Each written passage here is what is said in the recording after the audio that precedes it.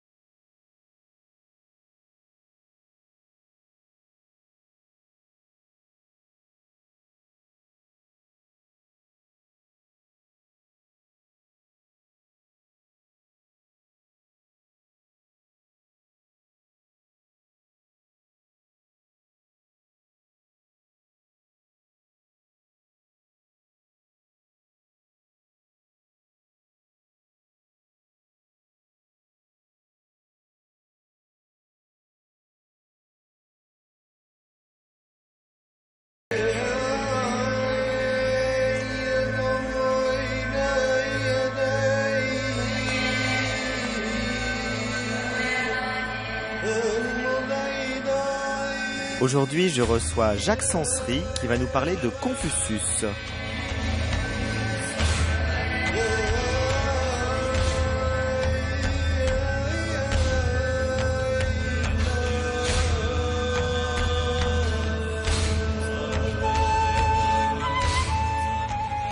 Jacques Sansery, bonsoir.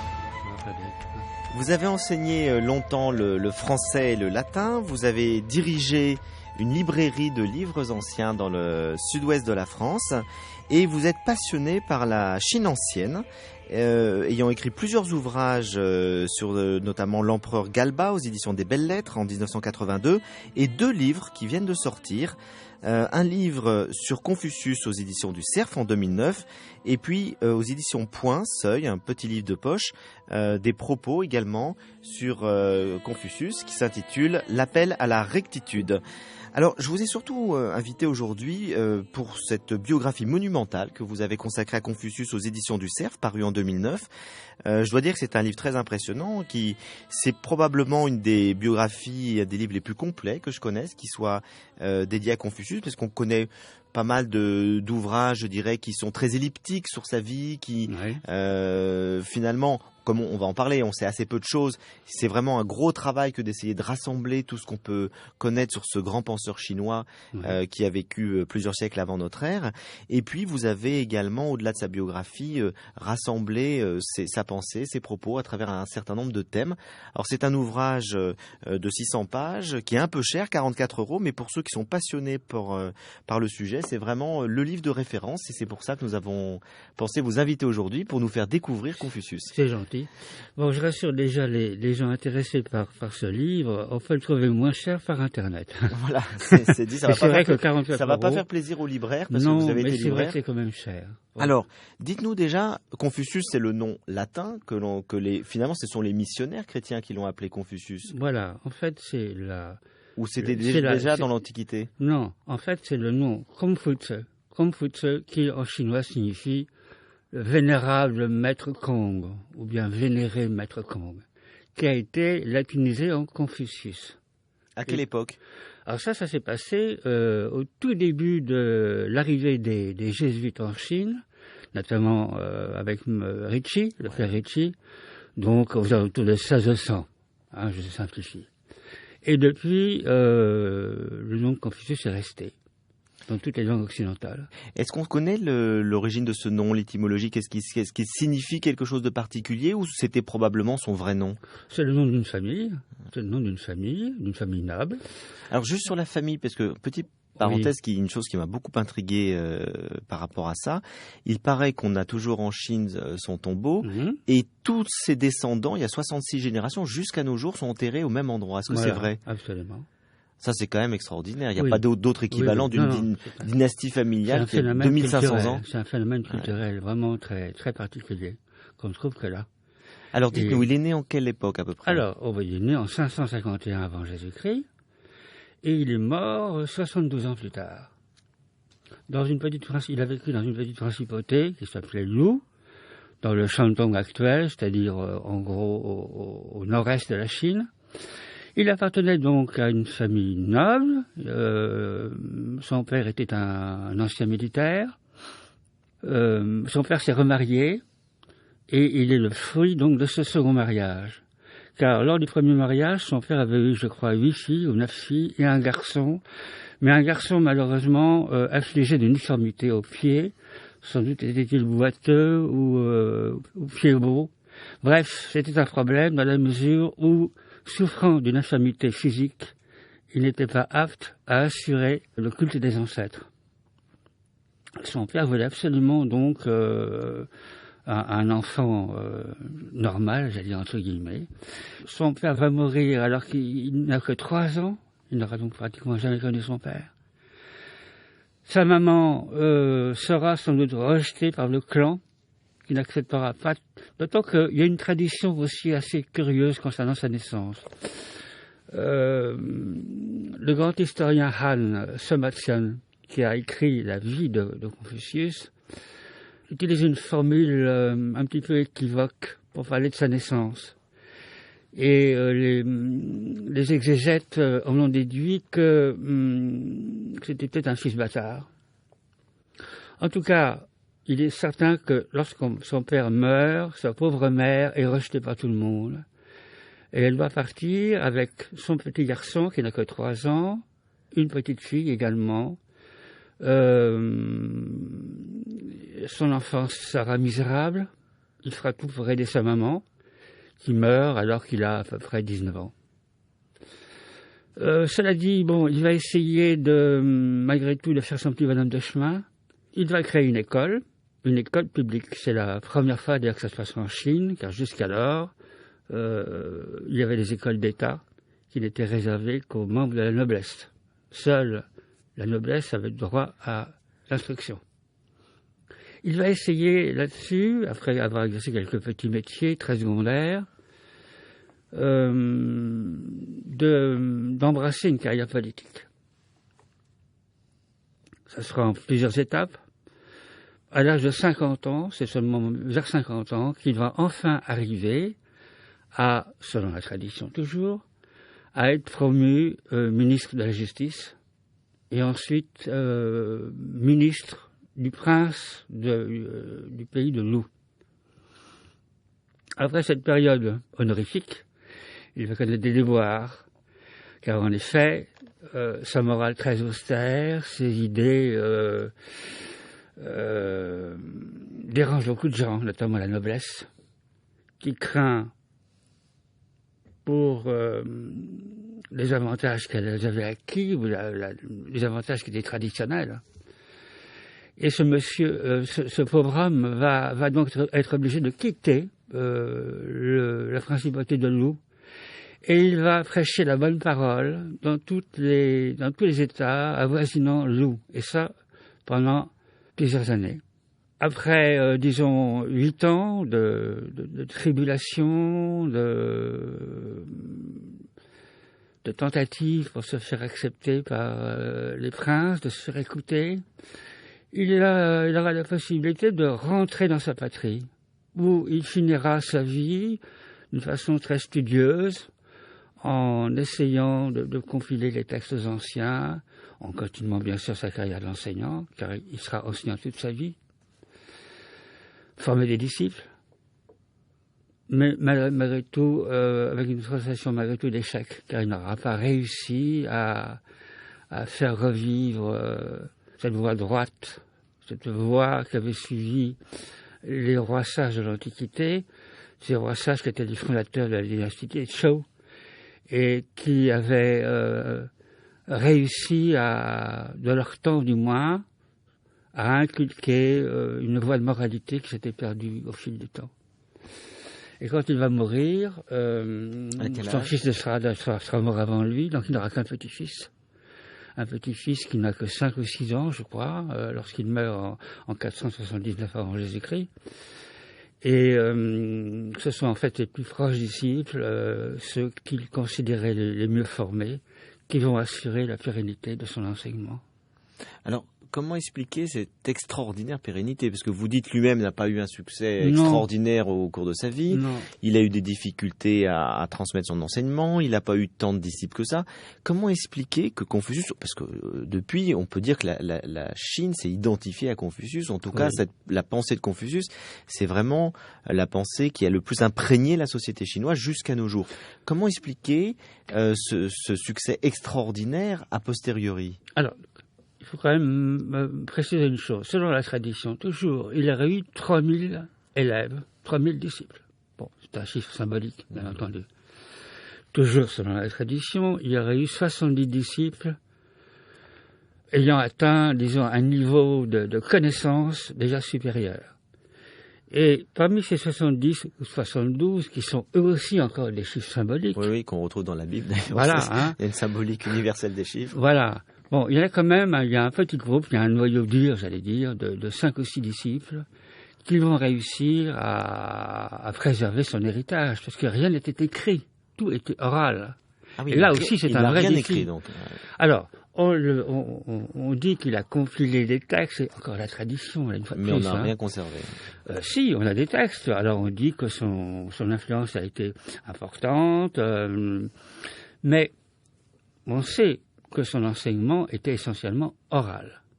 J'insiste encore un tout petit peu sur ce point, parce que c'est important. Est-ce que comme Jésus, par exemple, et comme Bouddha, et comme Socrate, il n'a rien écrit de son vivant et ce sont ses successeurs qui lui ont attribué des écrits, ou est-ce qu'on a la certitude qu'il a pu écrire certains textes qui ont peut-être été perdus ou qu'on a conservés? Non, on n'a aucune certitude. C'est essentiellement la tradition qui le dit. Un de ses arrière-disciples, Mencius, dit, est le seul à le dire, qu'il a composé les printemps et automnes, c'est-à-dire les annales de la principauté du Loup. Mais c'est le seul auteur ancien qui en parle. Tout le reste, c'est une tradition qui remonte au Han, c'est-à-dire après 200 avant Jésus-Christ. Et on attribue donc à Confucius la compilation du livre des Odes, les chants, Oui. et aussi le livre des documents, les livres canoniques. Alors, pour revenir à ma question précédente, qu'est-ce qu'il y a de nouveau dans son enseignement par rapport à ce qui était déjà transmis avant lui, qui fait qu'il a eu un impact aussi décisif et qu'il a marqué à ce point-là l'histoire de la Chine? C'est un éveilleur de conscience. Et il veut faire revivre des notions morales qui étaient très oubliées à l'époque. Une époque le temps où vivait Confucius a été défini par ses successeurs comme une période de perdition. Tout se perdait. La tradition se perdait. Le pouvoir les seigneurs sont des gens qui ne rêvent que de posséder des territoires. Ils sont assoiffés de pouvoir et d'argent. Ils ne respectent plus les lois morales les plus élémentaires. La notion de justice a disparu. Et ça, Confucius se dresse contre justement cette déliquescence morale de son temps. Et ces piliers de la sagesse, on va les énumérer, il y en a un certain nombre. Ce sont des valeurs intemporelles et universelles. C'est la droiture, la rectitude, la bienveillance, la justice, la mansuétude. Bon, avec des valeurs comme ça, bien évidemment, là, ce sont des valeurs qui sont éternelles. Mais il les a lui-même tirées d'un fond plus ancien, il les a resynthétisées. Confucius est aussi un rêveur. Il a une admiration sans borne sur les fondateurs de la dynastie Zhou, qui remonte donc j'arrondis, en 1100 avant Jésus-Christ, à peu près. En ce temps-là, c'était l'âge d'or. Bon. Ce sont les rois, les saints rois fondateurs de la dynastie, qui, eux, avaient suivi la voie droite. C'est la voie royale. Et ils doivent faire revivre cette façon de gouverner, qui a complètement disparu à son époque. Le prince de Loup est un prince velléitaire, le pouvoir est aux mains des grands, ce sont des guerres entre clans, il y a une déliquescence du pouvoir central que déplore Confucius. ces principautés sont en principe des principautés vassales. Bon, le prince de Dou était un vassal du fils du ciel, qui lui résidatio. Mais le fils du ciel n'avait que, j'allais dire, comme fonction que des fonctions religieuses. Il y a, sur le plan politique, chez toutes ces grandes familles, un besoin d'indépendance contre lequel se dresse Confucius. Et évidemment, cette morale très rigoriste, très rigide, très austère, va lui susciter beaucoup d'adversaires.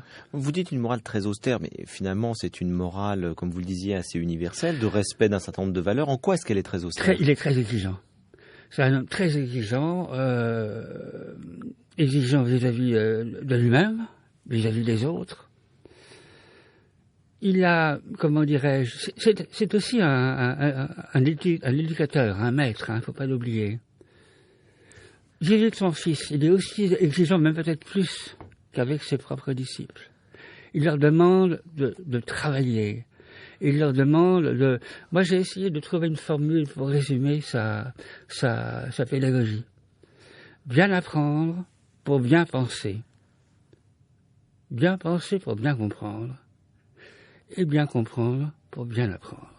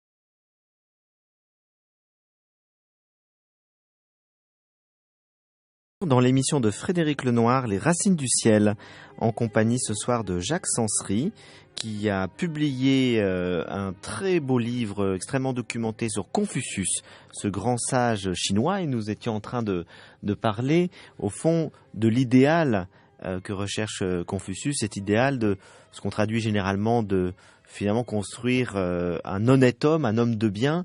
Et vous nous disiez que ça passait par une grande exigence et une éducation approfondie.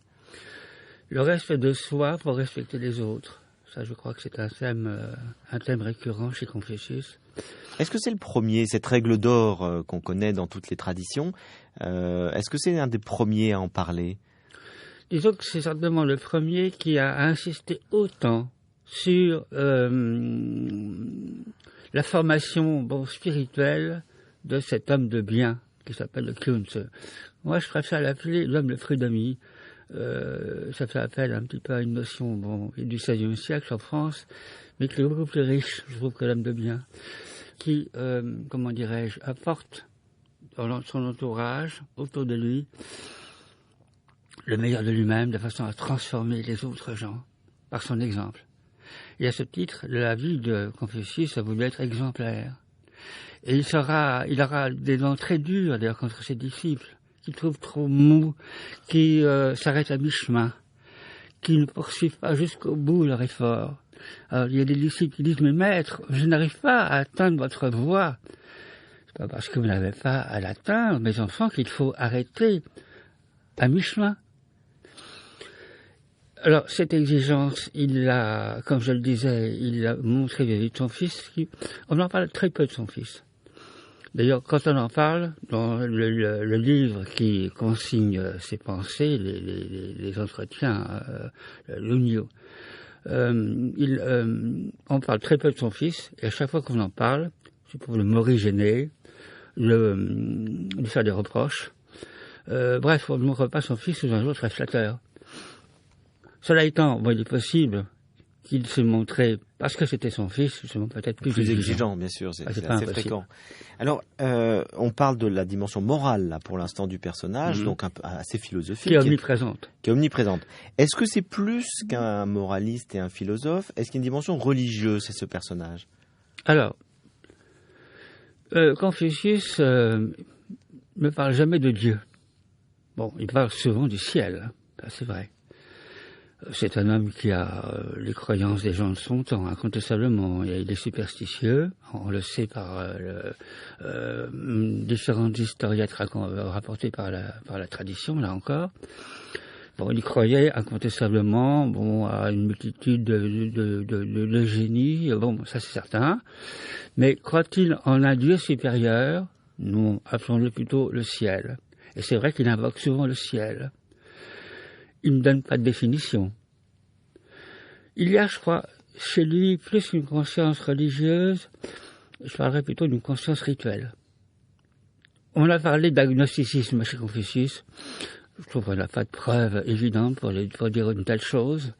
Il est certain que Confucius préfère s'intéresser aux réalités de la vie quotidienne plutôt qu'aux réalités, entre guillemets, d'outre-tombe.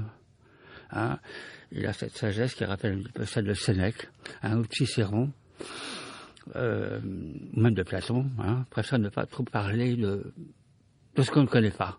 Pour Confucius, c'est à chacun de se faire une idée. Bien sûr, mais est-ce que là-dessus, sans se prononcer donc de manière très explicite sur ce qui pourrait être un monde invisible ou un au-delà, est-ce qu'il y a quand même la conception d'un plan, je dirais, supérieur à ce que l'expérience sensible peut appréhender? C'est-à-dire, est-ce qu'il y a que la matière pour lui, ou est-ce qu'il y a, comme par exemple le croit Spinoza, sans croire en un Dieu forcément personnel, est-ce qu'il y a un esprit qui enveloppe la matière, une forme, si vous voulez, de divin impersonnel? Ce sont des questions que ses disciples ont certainement dû lui poser. Il n'a jamais répondu de façon très claire. Alors, est-ce par prudence, je pense, très sincèrement, plutôt que de... Mais on sent quand même que c'est un domaine qui le rend un peu mal à l'aise, car très curieusement, quand ses disciples posent une question, lui ne donne pas une réponse, il pose une autre question à la place. Oui. Donc c'est une façon d'éluder un petit peu. C'est un peu comme Bouddha finalement, c'est-à-dire qu'il ne se prononce pas sur les réalités ultimes en disant on ne peut pas en avoir l'expérience. Voilà. Il y a un point de convergence certainement. Par contre le rituel, alors en quoi est-ce que le rituel est important si le rituel ne nous relie pas à un monde invisible? Alors, le rituel est nécessaire parce que d'abord, il a toujours existé. Ça, c'est déjà l'attitude de Confucius. Bon. Si les ancêtres avaient considéré que ces rituels devaient se faire, ils avaient leur raison. Donc, il faut essayer de retrouver, c'est ce que réclame d'ailleurs Confucius à ses disciples, de bien réfléchir, pourquoi les 5 rois fondateurs de la dynastie de Zhou, le roi Wen, le roi Wu, ont instauré tous ces rituels qui sont extrêmement compliqués, ils avaient leur raison. Et leur raison était certainement très bonne, car, selon la tradition toujours, les peuples, à cette époque, ont connu un véritable âge d'or. Voilà. Et quel est le rituel qu'il pratiquait lui-même? C'est-à-dire, est-ce qu'il avait dans sa vie, je dirais, un certain nombre de rituels, de pratiques? La piété filiale, sur laquelle il insistera beaucoup. Bon, c'est quand même le rituel majeur, dans la mesure où le culte des ancêtres, c'est, disons, le sommet de la piété filiale. Il le pratiquait lui-même, le culte des ancêtres. Il le pratiquait lui-même. Et d'ailleurs, selon l'historien des Han, Somatson, qui a écrit sa vie, on raconte que quand il était enfant, il aimait mettre en place les vases rituels sur l'autel de ses ancêtres. Donc il semblerait déjà qu'il ait été intéressé par cette question. Et est-ce qu'il pratiquait des techniques, je dirais, on dira aujourd'hui de méditation ou d'introspection? Difficile de répondre à cette question. Je ne pense pas. C'est surtout un homme d'une érudition extraordinaire. Oui, donc c'est surtout une approche intellectuelle. Une approche intellectuelle. Oui, c'est plutôt une approche intellectuelle, exactement, c'est le mot. Cela dit, il n'est pas impossible qu'à certains moments, mais cela dit, on ne trouve pas chez lui, par exemple, il fait des reproches à ses disciples qui cessent de manger pendant 3 jours, ou qui portent le même vêtement pendant 30 ans, même s'ils sont réduits à l'état de guenilles. Bon, c'est pas du tout ça, qu'on puisse dire arrêtez cette folie.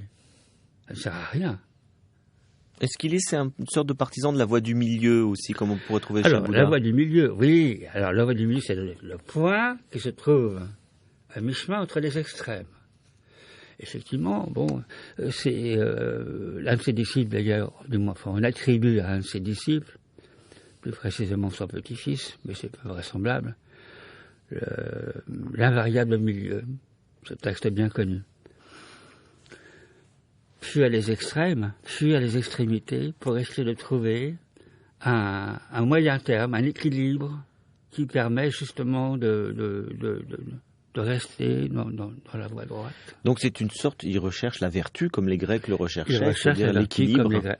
Exactement. Exactement. Il y a des points de oui, je pensais un petit peu effectivement aux écoles de sagesse grecque, notamment chez Aristote. On retrouve cette définition de la vertu comme un juste milieu entre 2 extrêmes. Et voilà. On retrouve les mêmes vertus, la prudence, la justice, les vertus cardinales. La justice chez Aristote, qui est une vertu cardinale. Et c'est très important chez Confucius, évidemment. C'est très important, c'est même majeur. Oui. Alors évidemment, l'auditoire constitué par ces seigneurs qu'il essaie de convaincre, ou ces princes qu'il aimerait servir, pour justement leur faire appliquer cette fameuse voie royale des saints rois du temps jadis. Il aura beaucoup de mal à se faire admettre. Ouais. Il est un peu comme Platon aussi, c'est-à-dire qu'il rêve d'un gouvernement de sages, de philosophes. Oui. Et d'ailleurs, comme chez Platon, la musique chez lui joue un rôle important, car il y a chez lui ce qu'il appelle des musiques de perdition, et il y a des musiques au contraire qui élèvent l'âme, comme chez Platon. Et est-ce qu'il a composé lui-même? Est-ce qu'il a d'autres talents que des talents intellectuels? Il était poète, il a composé certainement de la musique. Il jouait du luth, enfin de la cithare plutôt. On lui attribue aussi les poèmes, car il relie toujours poésie et musique. D'ailleurs, à ce sujet, l'enseignement était chanté, était psalmodié et chanté, très certainement. Alors, je voulais pour terminer, vous poser une question sur son lien avec l'autre grand courant de la pensée chinoise, qui est le taoïsme. Est-ce que déjà, c'est une pensée, est-ce qu'on sait à peu près les dates de naissance du taoïsme, ou en tout cas de son principal représentant, Lao Tzu? Est-ce qu'ils ont pu se connaître? Certains disent ils ont vécu en même temps. Alors là, nous sommes dans le domaine de la légende. Il y aurait eu plusieurs rencontres entre Confucius et Lao Tzu, qui reposent sur une tradition très très tardive. Donc c'est pas du tout assuré. Lao Tzu a-t-il existé? On n'en sait trop rien. Le taoïsme va, comment dirais-je, trouver surtout au IVe siècle, avec Chuang-Tzu, un représentant éminent. IVe siècle, avant Jésus-Christ. Un représentant éminent. Le confucianisme était déjà en place. Cela dit, le taoïsme, c'est pas du tout comparable, disons, au confucianisme dans la mesure où il y a un côté religieux qui est plus marqué. Qui est plus marqué qu'on retrouve pas dans le confucianisme. Mais toute la pensée qu'on connaît un peu en Occident du yin et du yang, elle est taoïste. Oui, mais sans doute qu'elle existait déjà avant. À l'époque mais Confucius n'en parle pas tellement de ça. Très peu. C'est pas parce que on n'en parle pas dans les comment dirais-je, les fragments de son enseignement qui ont été conservés. C'est très subjectif, là encore, le choix des textes qui ont été conservés de Confucius, ou de ses propos. Et dans mon livre, j'insiste sur ce facteur, c'est que, en plus, dans ce recueil d'entretiens, on ne tient pas compte de la chronologie. On ne sait pas si cette pensée appartient à l'homme jeune ou à l'homme mûr. Donc, connaître même l'évolution de la pensée de Confucius, c'est très difficile à partir des entretiens. On n'a pas une évolution, en fait. Il faut essayer de la reconstituer. Et là encore, c'est très subjectif. Est-ce que son enseignement, donc, a été, selon ce que vous disiez tout à l'heure, été transmis de manière orale. Ensuite, il a été mis par écrit par des disciples. Et les premiers ouvrages qui lui sont attribués, ils apparaissent plusieurs siècles après sa mort. Ils apparaissent plusieurs siècles après sa mort. Et quels sont les principaux représentants du courant confucéen qui ont ensuite, on va dire, codifié sa pensée, qui l'ont synthétisé? Alors, il y a Mencius qui vivait au IVe siècle avant, qui a eu un rôle très important. Et puis, il faut surtout attendre la période des Han, hein, où là, on va faire du confucianisme, j'allais dire, presque une religion, entre guillemets. Et puis la doctrine officielle, voilà. Voilà. Soutien du pouvoir, dans la mesure où Confucius est un homme d'ordre. Alors ça, c'est à quelle époque? Alors, à partir de 200 avant Jésus-Christ. Entre 200 et 200 après. D'accord. Hein. Et c'est à ce les moment-là vont s'appuyer justement sur ces notions d'ordre et de piété filiale du confucianisme, dans la mesure où il y a une formule en chinois, le souverain, on l'appelle le père et la mère du peuple. On retrouve là encore la notion de piété filiale, c'est-à-dire que le sujet se doit d'obéissance et respect au maître, à son souverain. Alors ça, est-ce que c'est pas une notion qui a un petit peu servi le politique? Et c'est peut-être la raison pour laquelle il a eu tant de succès finalement. Mais bien sûr, c'est une des explications en tout cas. Et est-ce qu'au-delà de cette notion donc où l'individu doit servir, enfin en tout cas avoir un respect par rapport à l'autorité politique, est-ce qu'il n'y a pas en même temps dans la pensée de Confucius une sorte d'antidote à ça qui consistera à dire que le souverain doit respecter le peuple et doit gouverner de manière juste? Ah oui, et le ciel est là d'ailleurs pour le rappeler à l'ordre. C'est-à-dire que le souverain, le fils du ciel, d'ailleurs c'est tout dire déjà, hein, c'est-à-dire que l'empereur en fait est soumis à l'autorité céleste. Et si, par malheur, il sort du droit chemin, il lui arrivera les pires calamités. Il doit donc servir et honorer le ciel par tout un rituel, et en même temps obéir à cette loi prescriptive qui est la portée sur terre, le bonheur, chez les peuples qui le gouvernent. Alors, ça a subsisté, cette idée-là, parce que je me souviens qu'il y avait eu du temps de Mao un terrible tremblement de terre qui avait fait des centaines de milliers de victimes en Chine, et Mao avait demandé qu'on ne donne pas l'information, qu'elle soit tenue secrète, pour éviter que les gens croient que c'est une punition du ciel par rapport à son propre gouvernement. Donc vous voyez, cette idée-là, elle a subsisté 2000 ans plus tard. Voilà, 2000 ans plus tard. Et aujourd'hui, on assiste à un retour en force en Chine du confucianisme après je dirais que le communisme a essayé de l'éradiquer quand même. C'est pour cette raison, parce qu'ils ont voulu l'éradiquer, comme le premier empereur d'ailleurs.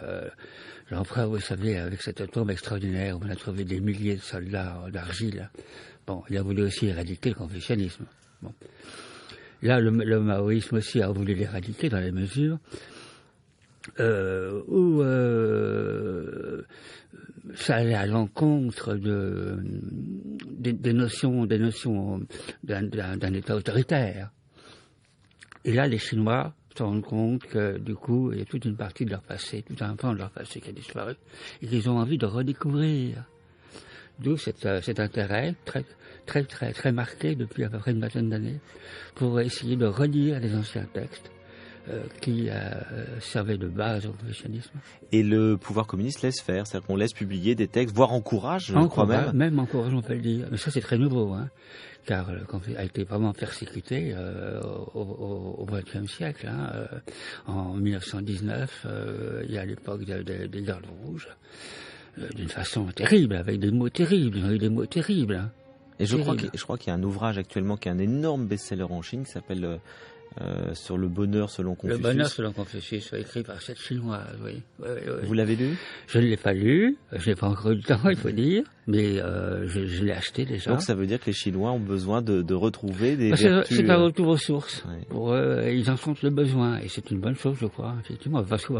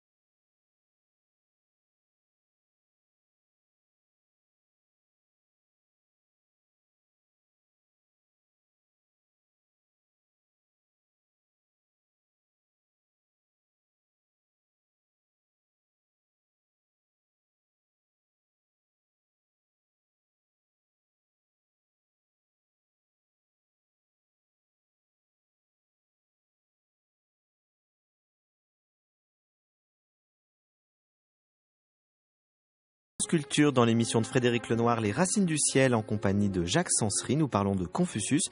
Après tout à l'heure l'adagio d'Albinoni, nous venons d'entendre le deuxième choix de notre invité, l'adagio de Barber. Je vois que vous aimez bien les adagios. Et nous rentrons maintenant dans la deuxième partie de cette émission avec Lélie Anvar. Bonsoir Lélie. Bonsoir. J'ai choisi en fait deux textes, dont l'un est de Confucius lui-même, bien sûr. C'était pas très facile en fait de choisir un texte de Confucius parce que souvent ce sont des fragments qui sont extrêmement courts. Et il est vrai que c'est, évidemment, pour une lecture, parfois c'est un peu court. Effectivement, sa pensée, vous l'avez très bien dit, dans les entretiens, se présente sous forme de fragments, c'est-à-dire ce sont des questions qu'on lui pose et il répond parfois de manière assez lapidaire d'ailleurs, dans des formules légèrement énigmatiques, ce qui semble être le propre de cette culture asiatique. En tout cas, le texte que j'ai choisi renvoie à ce dont vous avez parlé, à savoir la nécessité du perfectionnement personnel de l'individu, oui, qui est la condition évidemment pour que ensuite il puisse servir la société. Mais ce qui m'a beaucoup intéressé dans ce texte, c'est précisément cette exigence intellectuelle qui qui se déploie tout à fait chez Confucius. Et l'idée que quand on commence, ou il ne faut pas commencer, ou quand on commence, il faut aller jusqu'au bout. Donc l'idée d'une persévérance, et je vois bien ce que vous entendez par cette austérité. C'est-à-dire c'est une austérité intellectuelle qui est en même temps habitée d'un idéal. C'est-à-dire c'est une austérité dans le sens où c'est une exigence. Quand on commence, on va jusqu'au bout. Il faut aller, il faut creuser ce qu'on a commencé à étudier. Il ne faut jamais lâcher. Et c'est une exigence intérieure, personnelle, très forte, qui est d'une certaine façon en microcosme ce que devrait être l'exigence évidemment sociale et politique. Et l'idéal confucéen de la politique, c'est précisément d'être extraordinairement exigeant pour soi et pour les autres. C'est un homme de rigueur. Exactement, de rigueur. Et le gouvernement doit être rigoureux. Le prince, avant toute chose, doit être rigoureux. Oui, parce que le prince montre l'exemple. Exactement. C'est un proverbe chinois, non? Le poisson pourri par la tête. C'est très confucéen. Donc, ici, il n'est pas question de politique, même si la pensée de Confucius... Oui, tout à fait, très, très politique. En tout cas, on voit bien comment se déploie cette exigence intellectuelle et personnelle tendue vers un idéal de perfection. Et c'est intéressant qu'on retrouve toujours ce mot de perfection, que ce soit dans la tradition grecque ou dans les œuvres de Confucius. Voilà donc ce que nous dit Confucius. Celui qui se perfectionne lui-même embrasse le bien et s'y tient fermement. Il l'étudie à fond, se le fait expliquer complètement, le médite attentivement, le discerne clairement et le met en pratique sérieusement. Il est des choses qu'il n'étudie pas, mais ce qu'il étudie, il n'y renonce pas, quand bien même il n'arriverait pas à la connaissance. Il est des choses sur lesquelles il n'interroge pas, mais celles sur lesquelles il interroge, il n'y renonce pas, quand même il ne comprendrait pas les réponses. Il est des choses sur lesquelles il ne médite pas, mais celles sur lesquelles il médite, il n'y renonce pas, quand même il ne trouverait pas ce qu'il cherche.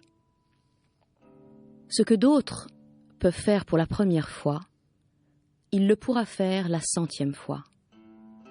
Ce que d'autres peuvent faire la 10e fois, il le pourra faire la 1000e fois.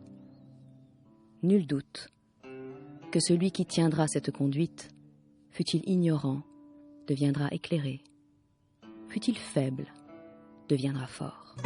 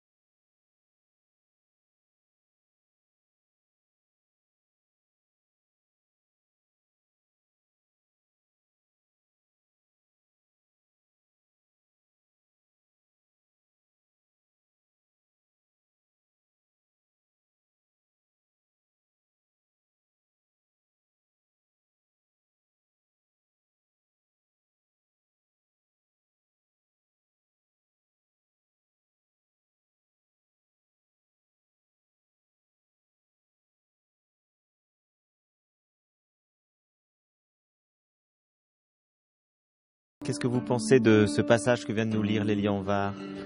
Je trouve très riche. En peu de mots, en fait, c'est une invitation à mieux connaître Confucius. On voit que c'est un personnage, malgré tout, qui a de ressources sur le plan spirituel. Oui, parce qu'on voit aussi qu'effectivement, ce qu'on étudie, il faut aussi le mettre en pratique.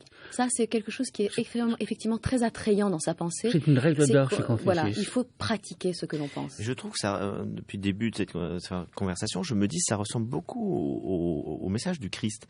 Parce qu'il y a à la fois ce côté très exigeant, le Christ était d'une exigence telle que ses disciples aussi avaient beaucoup de mal à suivre, et en même temps ce côté, un enseignement ne vaut que parce qu'il est mis en pratique. Voilà. Confucius dit, à quoi ça sert d'apprendre les 300 odes par cœur si tu n'appliques pas ce qu'elles disent, ce qu'elles t'apportent, ça ne sert à rien. Oui, et c'est lié d'ailleurs à une forme de mansuétude, c'est-à-dire vouloir le bonheur des autres, et aimer dans le sens de la mansuétude, vouloir servir les autres. Il y a aussi cette dimension-là. Oui. Alors, est-ce que vous nous avez choisi un second texte ou pas? Oui, je vous ai choisi un second texte qui en fait est extrait d'un livre de Pierre Dodine, Confucius et l'humanisme chinois, dans lequel il raconte un certain nombre d'anecdotes qui ont été rapportées par la tradition sur Confucius. Et là, c'est une rencontre, je n'en lirai qu'une partie parce que c'est une rencontre qui est assez longue, que Confucius fait avec un jeune enfant, Yang To. Certains diront que Yang To, en fait, est une manifestation jeune de Lao Tzu. En réalité, c'est la sagesse jeune qui rencontre la vieille sagesse de Confucius. Qu'importe. Ce qui est important, c'est que l'enfant, en fait, dit à Confucius des choses qui brusquement le remettent en cause. Mais l'échange est intéressant. Voilà, l'échange est intéressant parce que ça remet en cause ce que Confucius, en tant que vieux sage, croit être, évidemment, la voie royale. Et Pierre Dodine nous explique d'ailleurs que cette anecdote est une toute petite critique de justement la voie du juste milieu dans le confucianisme. Et c'est pour ça que je vais juste raconter la fin de cette anecdote dans laquelle il est question justement de faire régner la justice dans le monde. Et Confucius, en fait, demande à l'enfant nous allons niveler le monde, veux-tu? Et la réponse de l'enfant semble indiquer qu'en fait, il ne faut pas niveler le monde parce que ce n'est pas souhaitable de niveler le monde. Et que les excès du monde, les différences, les montagnes et les plaines, sont essentielles à ce que le monde existe. Donc il y a une légère critique tout en mettant en scène Confucius capable de se remettre en question face à un enfant. L'enfant répond donc à Confucius. Il ne convient pas de niveler le monde. D'un côté, il y a de hautes montagnes, de l'autre, les fleuves et les lacs. D'un côté, les princes, de l'autre, les esclaves. Si nous nivellions les montagnes, les oiseaux n'auraient plus de gîte. Si nous comblions les fleuves et les lacs, les poissons n'auraient plus de refuge. En chassant les princes, le peuple discutera indéfiniment pour savoir où est le bien et le mal. En supprimant les esclaves, à qui commanderaient les gens de bien? Le monde est si vaste. Comment peut-on le niveler? Confucius posa alors au petit garçon une série de devinettes, puis Yang To lui en posa à son tour. Enfin, ce dernier demanda à Confucius « Combien y a-t-il d'étoiles dans le ciel ?» « Parlons, dit Confucius, des choses que nous avons devant les yeux. » « Combien y a-t-il de poils sur vos sourcils ?» Confucius sourit sans répondre. Se tournant vers ses disciples, il leur dit « Les jeunes sont à craindre. Comment peut-on savoir que les générations à venir ne vaudront pas celles d'aujourd'hui ?»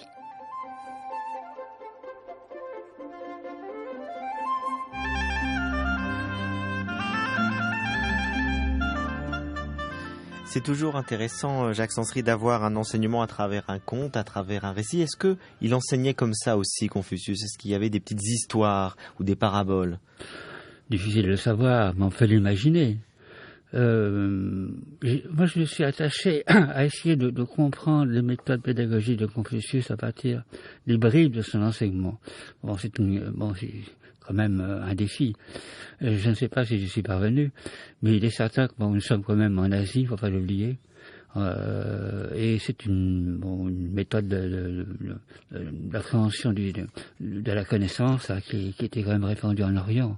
C'est pas impossible, effectivement, qu'il ait eu recours à ce genre de procédé. Possible.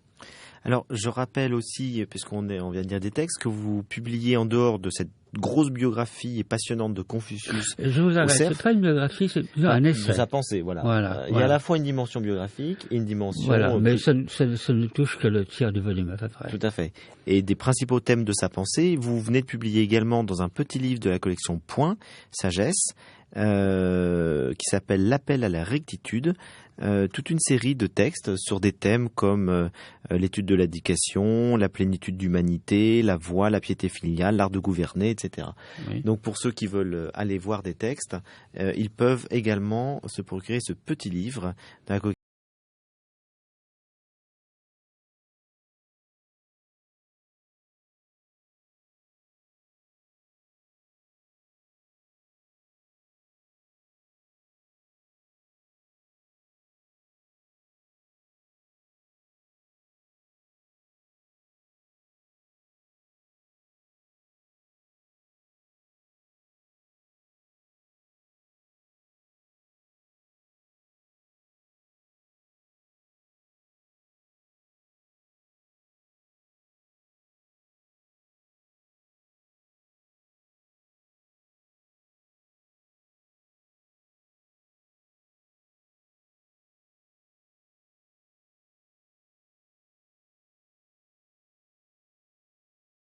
qui s'appelle Au revoir mon amour.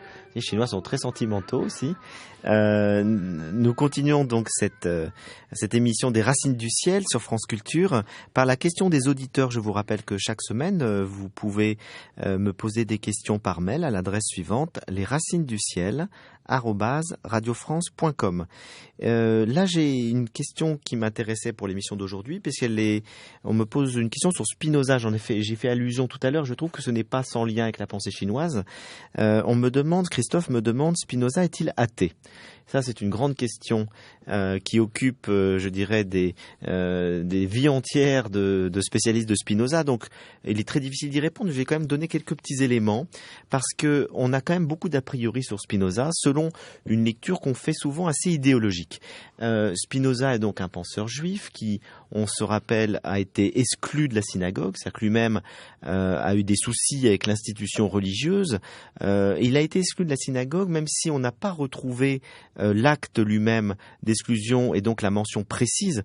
On sait qu'il a été exclu parce qu'il avait fait une lecture rationnelle de la Bible. C'est-à-dire qu'il proposait une lecture en tant que c'était un philosophe, un penseur moderne, et donc il faisait une lecture critique en faisant le tri, en disant que beaucoup de choses de la Bible étaient des histoires humaines et qu'on pouvait pas croire évidemment de manière au pied de la lettre à un certain nombre de récits qui étaient des récits inventés par les hommes. Mais néanmoins, dans ces deux grands ouvrages ultérieurs, l'éthique et puis le traité théologico-politique, et c'est d'ailleurs surtout dans ce traité théologico-politique qu'on peut bien comprendre le rapport qu'il a avec la religion, on voit que c'est pas parce qu'il critiquait de manière assez radicale la manière dont était constitué le texte biblique qu'il ne croyait pas du tout qu'il puisse y avoir une inspiration divine derrière ce texte. Et dans son traité théologico-politique, il explique que Dieu peut parler aux prophètes, à ceux qui ont écrit la Bible, à travers leur imaginaire, à travers leur imagination. Et c'est donc pour ça que les hommes vont, tout en recevant une inspiration, également déformer, évidemment, cette inspiration et l'interpréter selon leur propre univers mental. Et il va également, c'est une chose assez intéressante et méconnue, il s'intéressera beaucoup à la figure du Christ. Et il y a des textes très étonnants de Spinoza sur le Christ en disant que justement le Christ a quelque chose d'unique dans l'histoire de l'humanité, c'est que c'est le seul personnage par lequel Dieu a parlé directement sans passer par son imagination. Et donc il avait un lien particulier avec Dieu sans pour autant être Dieu. Donc Spinoza n'est pas chrétien, il s'est jamais converti au christianisme, mais il considérait que Jésus avait une dimension particulière qui le reliait à Dieu et qui fait qu'il avait effectivement une sorte de capacité de transmettre un enseignement plus pur, plus rationnel, plus immédiatement en connexion avec le divin. Alors maintenant, on arrive à la question de Dieu chez Spinoza qui est très complexe. On dit souvent que c'est un panthéisme, c'est-à-dire qu'il confond Dieu avec la nature. Mais chez Spinoza, la nature est plus complexe que la vision, je dirais, scientifique moderne qu'on peut avoir de la nature, qui est simplement un univers matériel, une chose qu'on dira depuis Descartes. Et donc, pour Spinoza, la nature est plus qu'une chose. Il n'y a pas que de la matière, il y a de l'esprit. Donc dans la nature, c'est à la fois tout le monde matériel que nous connaissons, mais ce monde matériel est habité par une force, par une énergie, par l'esprit. Et cette dimension d'esprit spirituel, c'est Dieu. C'est-à-dire que Dieu, finalement, c'est l'esprit qui enveloppe la nature, esprit auquel nous pouvons être reliés. Ce qui fait qu'on peut plus parler chez Spinoza d'une forme de divin impersonnel, qui imprègne totalement la nature, et on peut vivre des expériences spirituelles bouleversantes dans la nature par le contact, l'émotion qu'on peut avoir, notamment par la beauté de la nature, plus que par une relation dans la prière avec un Dieu personnel. Donc en ce sens-là, on peut déjà dire que Spinoza n'est pas athée au sens où on l'entend depuis le XIXe siècle comme la négation totale de toute transcendance ou de toute divinité. Il ne croit pas en un Dieu personnel et il pense que le divin, effectivement, s'exprime à travers l'esprit de la nature. Voilà une pensée qui est riche, qui est complexe, qui rejoint en grande partie, par exemple, des pensées antiques, comme celle des stoïciens. Et je ne sais pas si on pourrait dire, Jacques Sansery, que ça rejoindrait en partie aussi la vision de Confucius. Je n'ai pas envie de parler au nom de Confucius, qui reste toujours très, très elliptique. Hein. Un de ses disciples lui reproche de ne jamais parler justement des choses surnaturelles. Bon, Confucius avait ses raisons certainement. Donc, c'est pas me substituer à C'est lui. plutôt une pensée qui s'abstient donc de parler des choses ultimes. Donc on pourrait dire agnostique, même si vous n'avez pas le mot, c'est-à-dire qu'il ne se prononce pas. Confucius répond, comment voulez-vous que je parle je n'arrive même pas, moi, à me bien connaître moi-même. définir le monde terrestre que vous connaissez. Comment pourrais-je parler d'un monde que nous ne connaissons pas?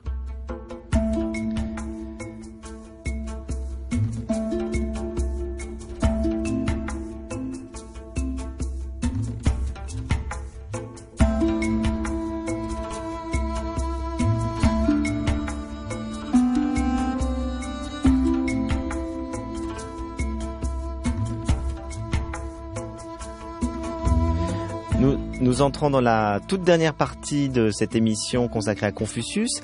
Lélie Anvar, pour cet agenda culturel, est-ce que vous voulez nous signaler quelque chose? Oui, je voudrais signaler en fait une lecture que Michael Lonsdale fera d'extraits de La Presqu'île interdite, Initiation Homo Athos, qui est le dernier livre d'Alain Durel que nous avons reçu ici il y a quelques mois, qui vient d'être publié chez Albin Michel. En fait, c'est un récit de voyage très bien écrit. Enfin, c'est un récit de voyage très littéraire et néanmoins tout à fait autobiographique, dans lequel donc Alain Durel raconte ce voyage qu'il a réellement fait au Mont Athos, et donc des extraits de ce livre seront lus par Michael Lonsdale au Forum 104 qui se trouve à Paris. Rue de Vaugirard. Rue de Vaugirard, absolument. C'est le 31 mai à 20h30. Je souhaiterais, quant à moi, signaler la publication d'un hors-série de notre partenaire Le Monde des Religions, consacré aux religions des Aztèques, des Mayas et des Incas. En fait, il y a deux grandes parties dans ce hors-série. Les civilisations mésoaméricaines, donc essentiellement les Aztèques et les Mayas, et puis les civilisations andines, essentiellement les Incas, avec toute une série d'articles écrits par d'excellents spécialistes sur à la fois les divinités, les pratiques, les rituels, le culte des astres, les formations politiques et religieuses de ces mondes méconnus et tout à fait passionnants.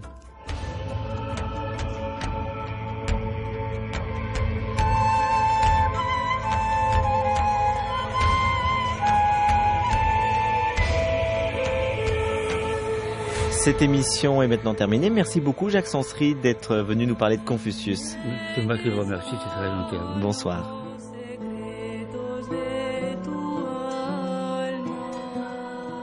Je rappelle que vous pouvez télécharger cette émission pendant une semaine et la réécouter pendant un mois sur notre site internet franceculture.com.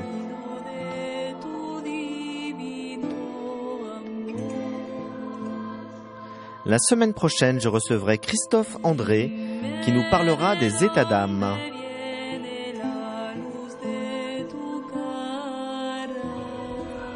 Demain, à la même heure, de 21h à 22h, vous retrouverez Catherine Clément pour son émission Culture de soi, culture des autres, consacrée aux matières premières dans l'histoire coloniale avec Philippe Chalmin.